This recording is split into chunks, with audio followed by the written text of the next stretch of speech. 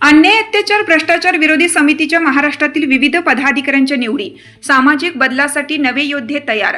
अन्याय अत्याचार भ्रष्टाचार विरोधी समिती महाराष्ट्र राज्य या समितीमध्ये जळगाव येथील गोपाळ कांडेलकर यांची मुक्ताईनगर तालुकाध्यक्षपदी निवड, तर ठाणे येथील सनी मार्के यांची अंबरनाथ तालुकाध्यक्षपदी दुसऱ्यांदा फेरनिवड, तर हिंगोली येथील शेख आयुब यांची हिंगोली जिल्हाध्यक्षपदी दुसऱ्यांदा फेरनिवड, तर बुलढाणा येथील अक्षय सातव यांची बुलढाणा तालुका उपाध्यक्षपदी निवड, तर रायगड येथील रोहन कांबळे यांची अलिबाग तालुकाध्यक्षपदी निवड, तर नंदुरबार येथील मसूद खाटिक यांची नंदुरबार जिल्हाध्यक्षपदी दुसऱ्यांदा फेरनिवड करण्यात आली।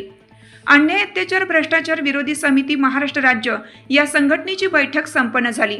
यावेळी अन्याय अत्याचार भ्रष्टाचार विरोधी समिती महाराष्ट्र राज्याचे संस्थापक अध्यक्ष सौदागर मोहम्मद रफी यांच्या आदेशाने प्रदेशाध्यक्ष नंदकिशोर धोत्रे यांनी निवड करून त्यांना तसे नियुक्तीपत्र दिलं।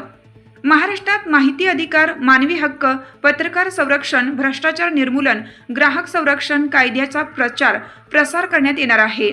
त्याचप्रमाणे नागरिकांना व शासकीय घटकांना माहिती अधिकाराचे प्रशिक्षण देण्यात येणार आहे।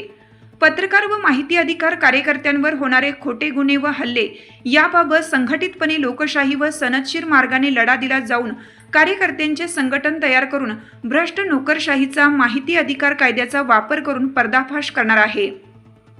सामाजिक, शैक्षणिक, सांस्कृतिक, वैद्यकीय क्षेत्रात सरकारी कामात भ्रष्टाचार होत असल्याचा त्याविरुद्ध तक्रार देऊन उपोषण आंदोलन करू अशी माहिती संस्थापक अध्यक्ष सौदागर मोहम्मद रफी यांनी दिली।